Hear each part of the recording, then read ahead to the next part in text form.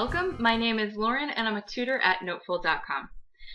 Some of you by now may know that we host a series on YouTube where we answer some of your top TOEFL questions that came in throughout the week, and we post it here on YouTube each Tuesday.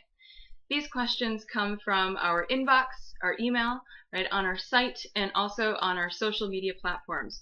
So if you haven't written in with a question this week and you'd like one of your questions answered in the following week's video, be sure to write in and hopefully it'll be featured here. So I'm really excited because I have a couple of great questions that I think you're going to really enjoy and really benefit from. So let's take a look.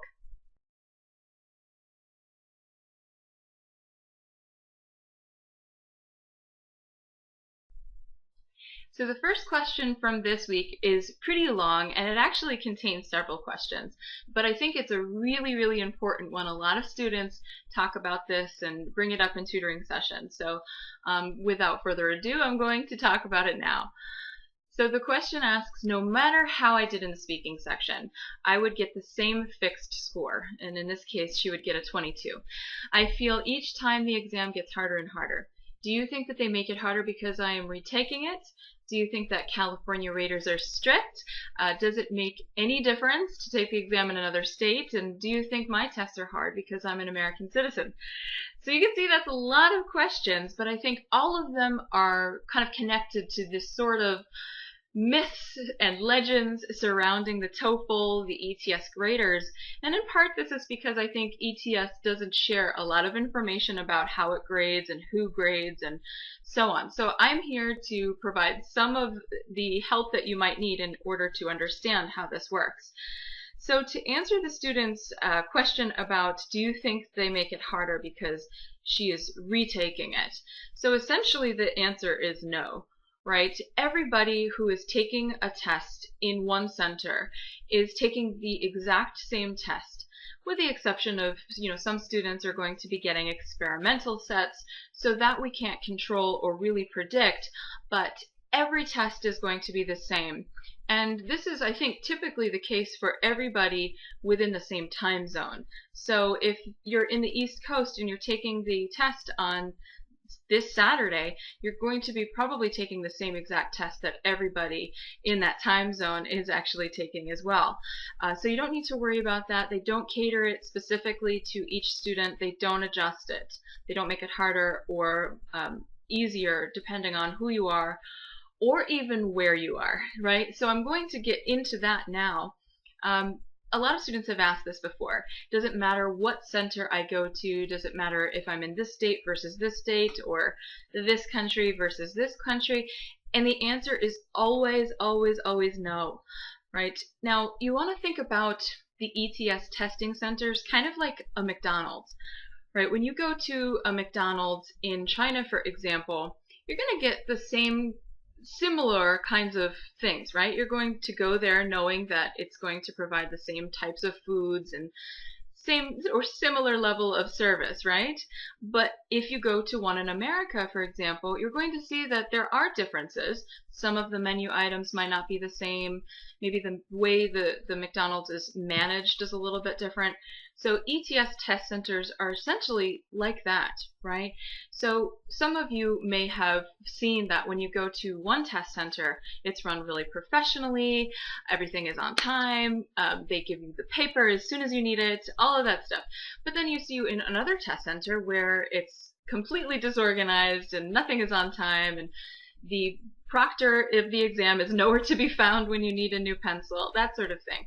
So it really depends on who is running that particular center. So the thing that could affect your score essentially is if you are more stressed because one test center is just run unprofessionally, then that might affect your score. But it has absolutely nothing to do with the graders. So I want you to forever and always imagine the graders as something completely separate. They're not connected to the test centers, and they're not connected to the people who create and design the test in ETS. And then the final question she asks, does it matter if she's an American citizen or not? Again, like the first question she asked, it doesn't matter. So I hope that this gives you guys reason to never believe the myths again, right? Because they do float around, and I think that when we're struggling, we're kind of grasping at different answers. We want to know why. What could it be? It's not me. It must be them, right? So, unfortunately, what your next step is going to be is to figure out exactly what it is that's hurting you. And if you're not able to do that on your own, the fortunate thing is there are many people at Noteful who can do that for you. So I really strongly urge you, if you're stuck, if you're in a fixed state where you're not moving beyond a specific score and you know you need to go further, there's something missing. And you need a teacher to illuminate that for you, either through reviews or tutoring. And remember, we're here to help you with that. So if you have that problem, reach out to us. So the next question is also pretty good. This one asks, I am having problem with time management during reading section. How can I be quick and finish on time? And this comes from Saraswati. So Saraswati, this is a really great question, and to all of you out there who are also having trouble managing your time, remember that this is the struggle of reading, and even native speakers have the same exact kind of struggle, with obviously varying levels of difficulty. But what I want to remind you of is that you need a time management strategy.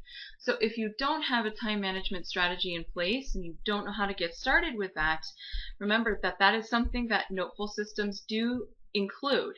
So I just want you to keep that in the back of your head. But if you would rather study on your own, just remember you need to sort of set up for yourself a specific time management strategy. You can try to answer a certain number of questions within a certain amount of time and try to do this all the way up until 20 minutes are over. But this is something that you need to work on efficiently. And if you need a coach or a tutor to help you do that, that's what we do in tutoring. So I just want to remind you of that as well. Another thing just to remind you guys of is that this is the test, right? The fact that we can't read the entire passage, that's something that we should all know. We shouldn't read the entire passage. The fact that our job here is to skim and scan and search for information quickly, that's what they're testing us on. Now, one thing that students often discuss is that when they are reading more quickly or trying to search for the answers more quickly, their comprehension goes down.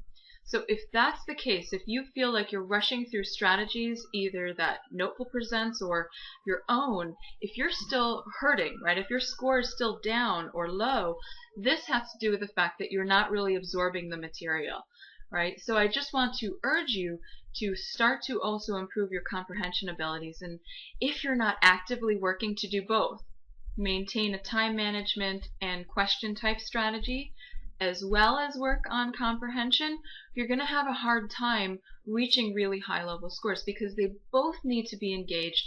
They both need to be something that you consider every time you're taking the TOEFL exam. So it should be something that is, both of those things should be a priority in your studies. Okay, so this is the last and final question for today, and again, it's a good one. This student, Miriam, asks or says, I think I have a good accent and have learned nearly 4,000 words, but in some cases I have pauses.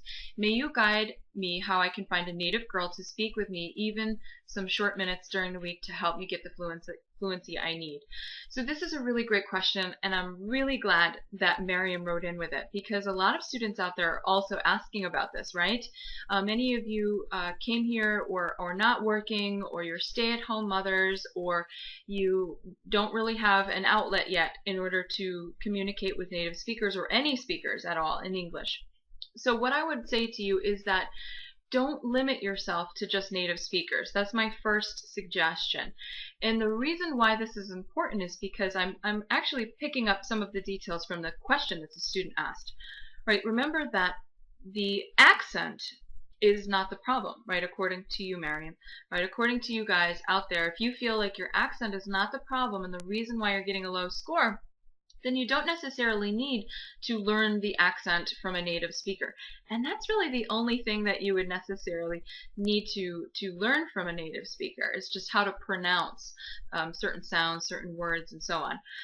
If you have a really strong vocabulary as well, that's not necessarily the issue. So what I would recommend to you is that you do not limit yourself, and find somebody who actually speaks a different language, a different native language.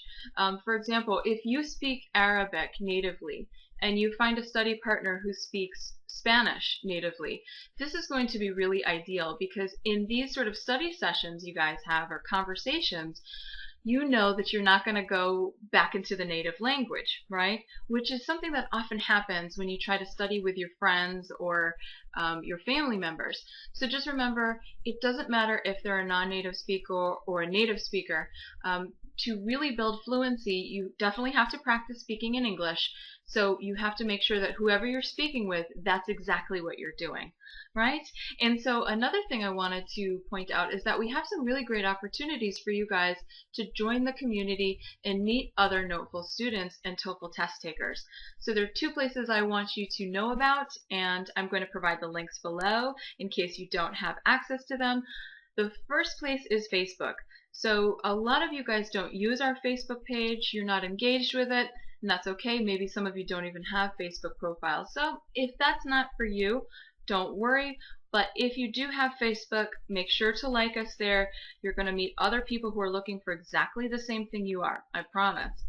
And another thing, for those of you who don't like Facebook, or for those of you who are not interested in that sort of platform, we have the forum. And for those of you who have already seen our Wednesday videos, our review videos, you'll note that in the forum it's an opportunity for students to not only post their work and their questions, but also an opportunity for you to meet other people. We have a section specifically for you guys, people who are looking to meet somebody, meet people out there who are in similar situations, looking to build fluency and get practice, right? So that's a really good opportunity. And again, I'm going to post the link below so you guys have access to it. And just my final tip for you is, if you can, get into the community, right? Get into the community or get a tutor. These are a little bit more challenging, I think, for most people, but join a club. Get involved in your local community center. Some people like to get jobs just for that reason, right? So that they have an opportunity to speak with people on a regular basis. So I hope this helps. Okay, so this is a really special part of our video today, where we're going to describe the success stories that came in this week. I first wanted to introduce Marina, who needed a 100 plus for her scholarship requirements, and she needed to meet that score in only 2 days, and she did it with the free TOEFL course. She earned a 107 in just those 2 days. That is amazing. So congratulations, Marina. The next student I wanted to introduce is Redmir. Now this student used the one-step TOEFL mastery program, and he surpassed his goal of 90 with 111. So that's awesome. His breakdowns are 29, 28, 26, 28. So with that score and that set of scores, he's now able to apply to his dream school, which is in the Netherlands. So I think that that's really great. It shows that you can sometimes be using a free course, or you can sometimes be using a one-step TOEFL mastery program. For those of you who are looking for the highest level score possible in all sections, remember, just like Redmir, you're going to want to use something that's comprehensive, that covers everything. So get a one-step TOEFL mastery, a three-step TOEFL mastery, or complete TOEFL mastery if these are your goals. The next student I wanted to highlight was Lillian Carreras. Now she's a personal favorite. We all worked with her at Noteful in tutoring. As you can see, she registered for a 12-step speaking plus tutoring and review, and she earned a score of 23, 26, 27, 25 for her pharmacy license requirements. So she worked really, really hard. She needed tutoring. Some students need tutoring, and so if you are a pharmacist and you're having trouble getting over that hurdle, getting up to the 26 in speaking or any other section in the TOEFL, be sure to do exactly what Lillian did. Shoot your score up with tutoring and or reviews. The last student I'd like to highlight today is Neha. She studied with Noteful's YouTube videos and earned a 26 in speaking and a 27 in writing. So the videos that you're looking at now, the videos that you've seen before, they are definitely a way to get started. And as you can see, she's now on her way to take the GRE. Right? So for any of you students out there who are looking for help, remember that everybody is different. Everybody is unique. And if you're not sure exactly what you need, remember to visit our site, all right, and take a look at Better TOEFL Help to answer the questions there, find a program that fits. But if you'd like to just get straight to the exact program you need somebody to speak with, remember we're here. Write into us, don't hesitate. We'll help you find the exact path that you need, whether it may be the free course, the YouTube videos, or a program with tutoring or review. So this concludes our video for this week. I hope you really enjoyed it. I hope you learned some valuable information today. And I also hope that it motivated you with those success stories. Some of them were really powerful. So at this point, I would say that for next week's video, remember, if you have some questions and if you succeed this week, be sure to write in either on our site, to our email address, or to any of our social media platforms, including YouTube. Right? And like this video, subscribe to the channel so that you can be sure to get the videos as soon as they come out. And we'll see you next week. Good luck!